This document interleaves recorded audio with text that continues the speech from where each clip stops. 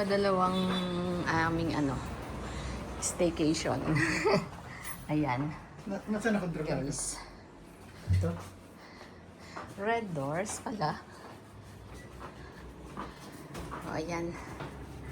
Okay na yan. Baka mahina lang talaga siya. Ang dalawa, nag-aayos ng aircon dahil Ayun talaga siya. naiinitan. Ha? Nasa lang kayo Electric pa naman. Electric pa naman. Ang init. Ang aming mga gamit-gamit yan. Ayan, ayan. Dito si Hans. Tapos, dito kami. Ayan. Simple lang. Mahalaga ay kami may tutulugan ngayong gabi at makakapamahinga. Dahil ang layo ng aming pinanggalingan. Parang bagong buhay pa lang. Parang nga po. Ano, sige.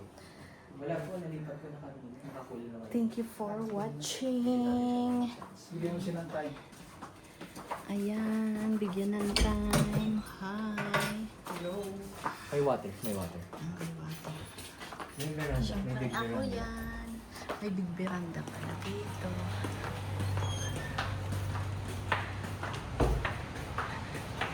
Tingnan natin. Uy, mahangin. Nandun yung aking bag. Ayan yung paligid. Yung bag ko nandun. Tingnan natin. Ayan si Super, nasa ibaba. Dahil kami ay nasa 3rd floor, guys. Kung alin yung affordable laang. Doon kami, para mas marami yung aming napupuntahan. Hindi kailangang malaki yung gastos kapag ka nagsasaya. Basta enjoy kasama ang pamilya. Ayan, ang aking kasama. Si Bobby. Pwedeng, ako naman. Hi. Ako yung may-ari ng YT.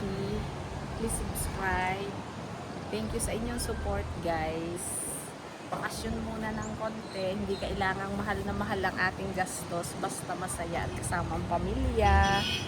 Happy na tayo doon. Ayan. Thank you for watching. Thank you sa subscribe. God bless.